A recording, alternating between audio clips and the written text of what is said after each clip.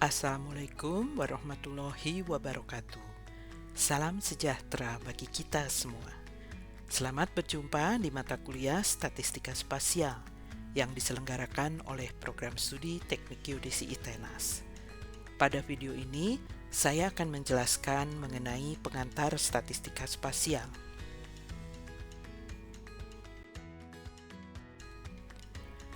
Berikut ini pokok-pokok bahasan yang akan diberikan sebagai pengantar statistika spasial. Apa yang dimaksud dengan statistika spasial? Pertanyaan-pertanyaan spesifik apa yang dapat dijawab oleh statistika spasial dan geostatistika? Contoh-contoh aplikasi, toolbox statistika spasial, dan terakhir, apa faedah penggunaan statistika spasial? Mari kita mulai dengan bahasan yang pertama. Apa yang dimaksud dengan statistika spasial? Anda tentu sudah sangat mengenal istilah statistika dan spasial. Namun, apakah Anda sudah paham apa itu statistika spasial? Ada banyak definisi mengenai statistika spasial. Mari kita lihat beberapa di antaranya.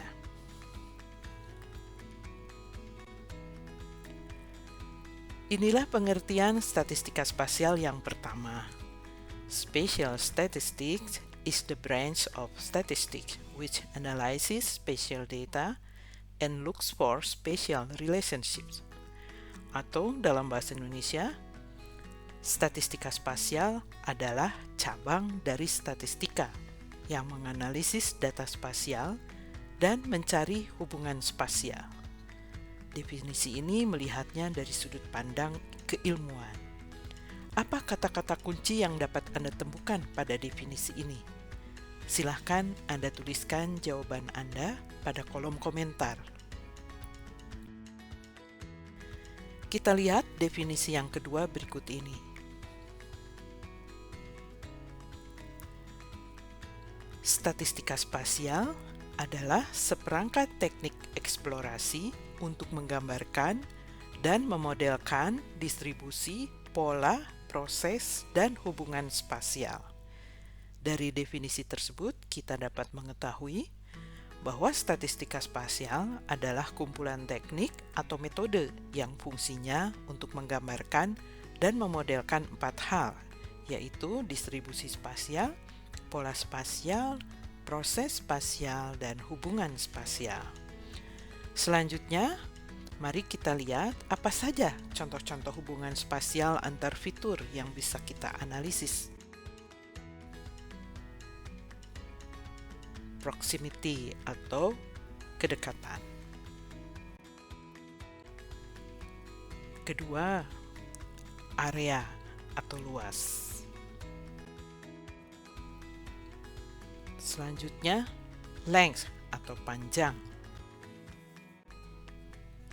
Berikutnya, connectivity atau konektivitas. Berikutnya, distance atau jarak. Dan direction atau arah. Itulah istilah-istilah yang banyak kita temukan ketika melakukan analisis spasial dalam GIS.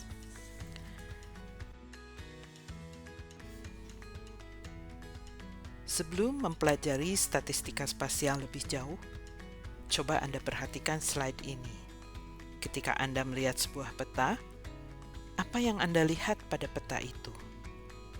Apa yang bisa Anda peroleh dari sebuah peta? Data atau informasi? Mungkin jawabannya bisa beragam.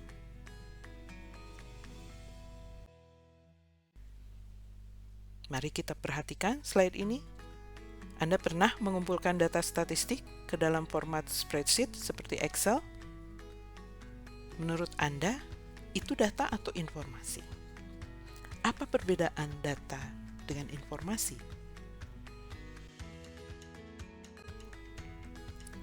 Selanjutnya, Anda melihat beberapa buah peta seperti ini misalnya.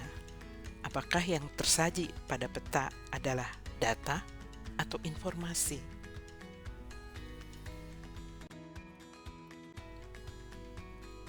Kembali ke spreadsheet tadi, jika ingin mengetahui lebih jauh mengenai struktur data yang telah dikumpulkan, maka kita perlu menganalisis lebih lanjut.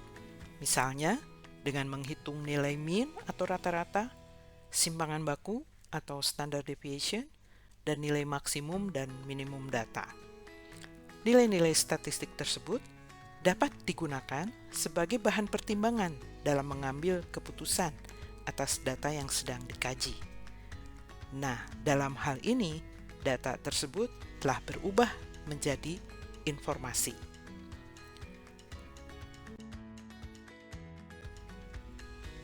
Begitu pula halnya dengan peta.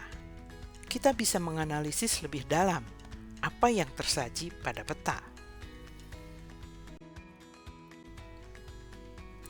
Misalnya, kita bisa menganalisis korelasi spasial antar fitur pada peta, mengidentifikasi pola penyebaran fitur, atau menentukan di mana letak pusat data. Hal-hal tersebut itulah yang akan kita pelajari di dalam statistika spasial.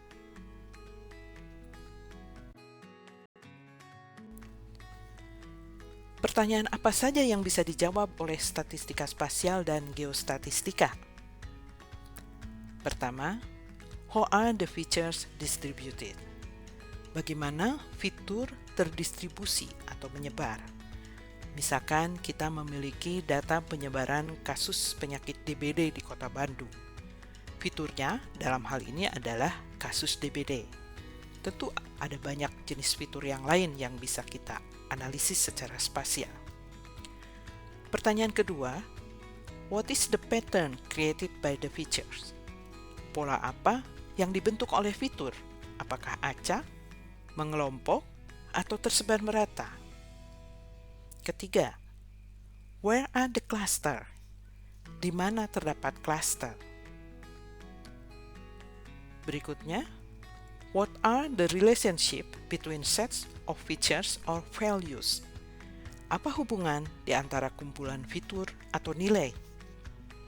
Terakhir, how to predict the value of a feature at an unmeasured location? Bagaimana memprediksi nilai fitur di lokasi yang tidak diukur? Nah, yang terakhir ini adalah persoalan interpolasi spasial yang dapat diselesaikan dengan metode geostatistika.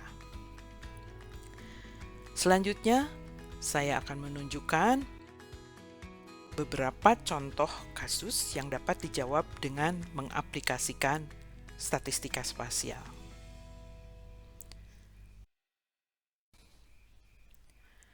Contoh yang pertama adalah sebaran rumah sakit dan atraksi turis di kota San Diego, Amerika Serikat.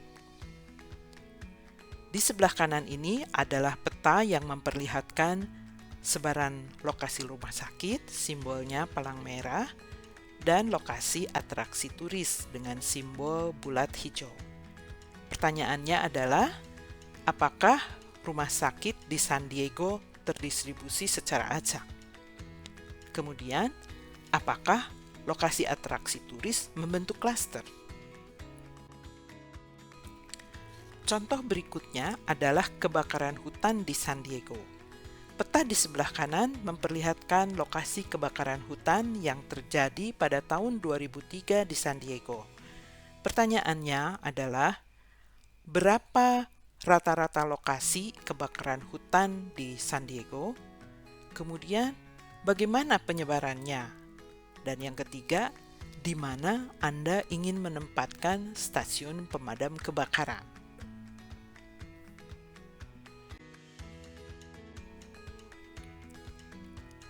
Pada contoh berikut diperlihatkan peta nilai atau harga perumahan di San Diego. Harga yang rendah diberi warna krem, semakin tinggi warnanya semakin gelap, yaitu coklat tua. Pertanyaannya adalah, apakah ada bukti yang kuat bahwa harga perumahan di San Diego mengelompok? Misalnya, nilai tinggi dekat nilai tinggi, dan nilai rendah dekat nilai rendah.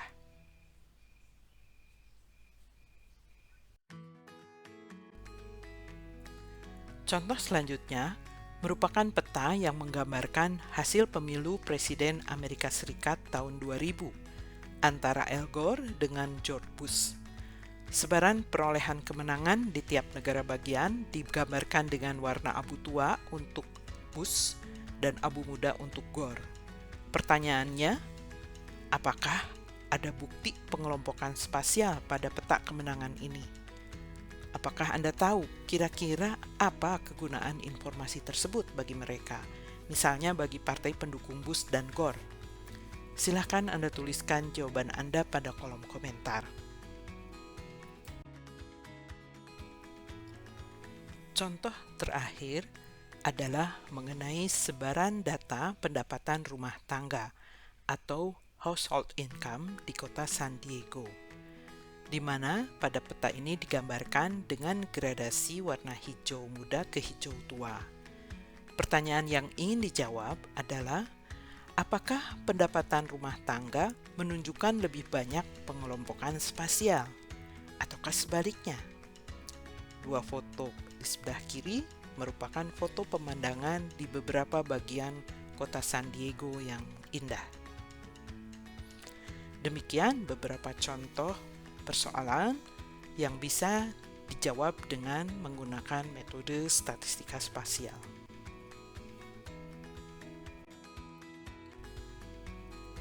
Dalam pengolahan statistika spasial, saat ini banyak tersedia software, baik yang komersial maupun yang tidak berbayar. Dalam praktikum nanti, peserta akan menggunakan software ArcGIS. Berikut ini adalah toolbox statistika spasial yang ada di dalam ArcGIS. Anda perhatikan tersedia 4 kelompok tools, yaitu yang pertama, analyzing pattern atau menganalisis pola. Yang kedua, mapping clusters atau memetakan cluster. Yang ketiga, measuring geographic distribution, yaitu mengukur distribusi geografis. Dan yang keempat, modeling spatial relationship atau memodelkan hubungan spasial.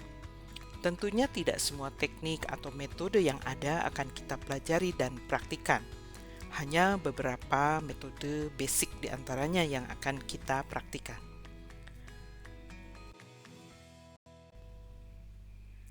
Pertanyaan terakhir, mengapa menggunakan statistika spasial? Apa faedahnya? Ada 5 faedah yang dapat diperoleh, yaitu yang pertama, better understand behavior of geographic phenomena, atau kita bisa lebih memahami perilaku fenomena geografis. Yang kedua, make decisions with higher level of confidence. Artinya kita bisa membuat keputusan dengan tingkat kepercayaan diri yang lebih tinggi. Yang ketiga, pinpoint causes of specific geographic patterns. Artinya kita bisa menentukan penyebab suatu pola geografis tertentu. Yang keempat, summarize the distribution in a single number. Artinya kita bisa meringkas suatu distribusi dalam satu nilai tunggal. Misalnya, sebaran data kasus DBD di Kota Bandung bisa diwakili oleh nilai pusat data. Kelima, to help assess patterns, trends, and relationship, yang artinya membantu kita untuk menilai pola, tren, dan hubungan-hubungan spasial.